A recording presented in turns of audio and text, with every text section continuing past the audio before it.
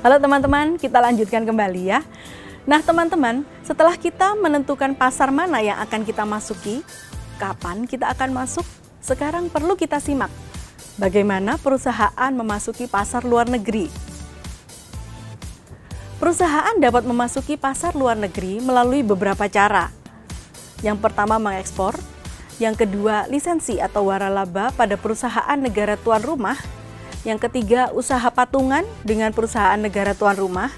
Dan yang keempat, anak perusahaan yang dimiliki sepenuhnya di negara tuan rumah untuk melayani pasar itu.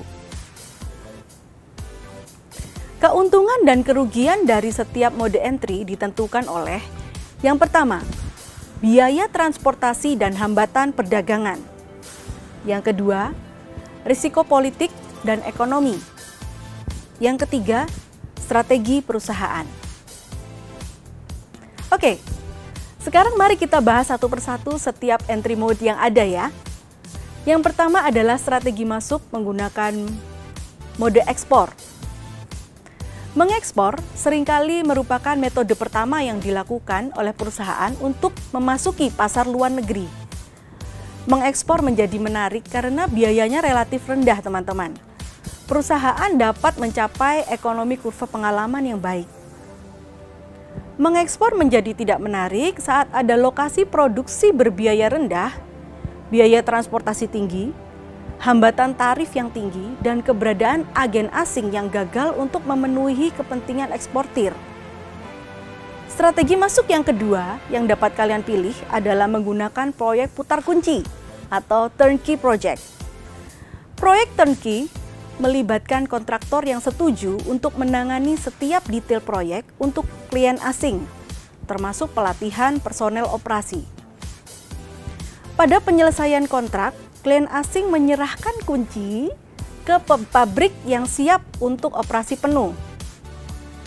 Jadi setelah proyeknya selesai, kuncinya diserahkan pada pemilik untuk bisnisnya dijalankan.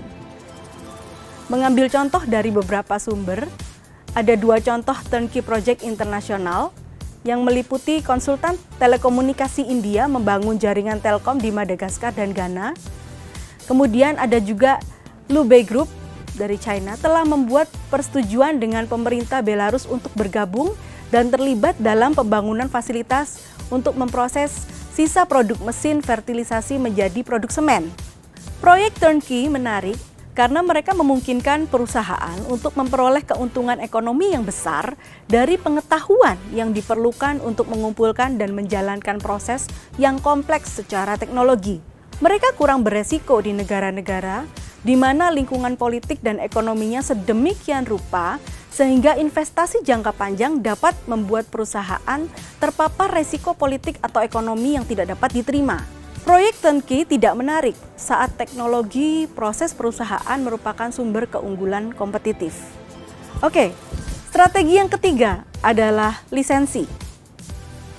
Strategi ini banyak digunakan terutama oleh barang-barang yang memiliki merek terkenal dan mempunyai segmen target market yang jelas. Misalnya, Disney atau Barbie. Memberikan lisensi atau hak pakai brand mereka pada berbagai produk, mulai mainan, baju anak-anak, atau alat makan mungkin. Bahkan lisensi untuk menggunakan figurin karakter kartun mereka pada penjual kue ulang tahun misalnya.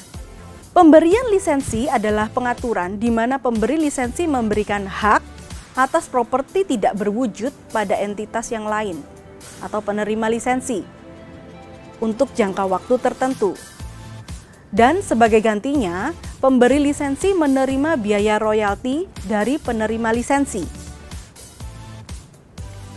Properti tidak berwujud termasuk paten, penemuan, formula, proses, desain, hak cipta, dan merek dagang. Perizinan ini menjadi menarik bila perusahaan tidak harus menanggung biaya pengembangan dan risiko yang terkait dengan pembukaan pasar luar negeri. Perusahaan menghindari hambatan investasi. Ini memungkinkan perusahaan dengan properti tidak berwujud yang mungkin memiliki aplikasi bisnis tetapi tidak ingin mengembangkan aplikasi itu sendiri untuk memanfaatkan peluang pasar. Lisensi tidak menarik saat perusahaan tidak memiliki kontrol ketat atas manufaktur, pemasaran, dan strategi yang diperlukan untuk mewujudkan kurva pengalaman dan ekonomi lokasi. Kemampuan perusahaan untuk mengkoordinasikan langkah strategis lintas negara dengan menggunakan keuntungan yang diperoleh di suatu negara untuk mendukung serangan kompetitif di negara lain dikompromikan. Ada potensi hilangnya teknologi atau properti milik yang tidak berwujud. Untuk mengurangi resiko ini, perusahaan dapat menggunakan perjanjian lintas lisensi atau menghubungkan perjanjian tersebut dengan keputusan untuk membentuk usaha patungan. Nah, teman-teman, strategi masuk berikutnya adalah franchising atau waralaba. Mungkin teman-teman di sini familiar dengan KFC atau McDonald atau mungkin Starbucks ya yang masuk ke berbagai negara menggunakan strategi ini. Waralaba adalah bentuk perizinan di mana pemilik waralaba menjual properti tidak berwujud kepada penerima waralaba dan mewajibkan penerima waralaba setuju untuk mematuhi aturan ketat tentang cara berbisnis. Waralaba menarik karena perusahaan menghindari banyak resiko dan biaya untuk membuka pasar di luar negeri. Waralaba tidak menarik karena ini dapat menghambat kemampuan perusahaan untuk mengambil keuntungan dari satu negara untuk mendukung serangan kompetitif di negara lain. Jarak geografis perusahaan dari pemegang waralaba asing dapat membuat kualitas yang buruk sulit dideteksi oleh pemilik waralaba. Oke, strategi masuk selanjutnya yang akan kita pelajari adalah joint venture atau usaha patungan. Usaha patungan melibatkan pendirian sebuah perusahaan yang dimiliki bersama oleh dua atau lebih perusahaan independen. Usaha patungan menarik karena perusahaan bisa mendapatkan keuntungan dari pengetahuan mitra lokal tentang kondisi persaingan, budaya, bahasa, sistem politik, dan sistem bisnis negara tuan rumah. Biaya dan risiko untuk membuka pasar luar negeri dibagi dengan mitra. Mereka dapat membantu perusahaan menghindari risiko nasionalisasi atau campur tangan pemerintah yang merugikan. Usaha patungan menjadi tidak menarik karena risiko perusahaan memberikan kendali atas teknologinya pada mitranya. Perusahaan mungkin tidak memiliki kontrol ketat atas anak perusahaan yang mungkin diperlukan untuk mewujudkan kurva pengalaman atau ekonomi lokasi. Kepemilikan bersama dapat menyebabkan konflik dan pertarungan untuk kontrol jika suatu tujuan dan sasaran berbeda atau berubah seiring dengan waktu. Nah, entry mode yang terakhir yang akan kita bahas adalah wholly owned subsidiary atau adanya anak perusahaan. Anak perusahaan yang dimiliki sepenuhnya melibatkan 100% kepemilikan saham anak perusahaan. Perusahaan yang mendirikan anak perusahaan yang sepenuhnya dimiliki bisa menyiapkan operasi baru di negara itu, mengakuisisi perusahaan yang mapan. Anak perusahaan yang dimiliki sepenuhnya menarik karena mereka mengurangi risiko kehilangan kendali atas kompetensi inti. Mereka memberi perusahaan kendali ketat atas operasi di berbagai negara yang diperlukan untuk terlibat dalam koordinasi strategis global.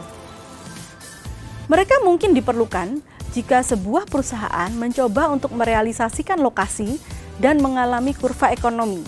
Anak perusahaan yang dimiliki sepenuhnya tidak menarik karena perusahaan menanggung seluruh biaya dan resiko untuk mendirikan operasi di luar negeri. Nah, kita sudah kupas tuntas mengenai strategi masuk ya teman-teman.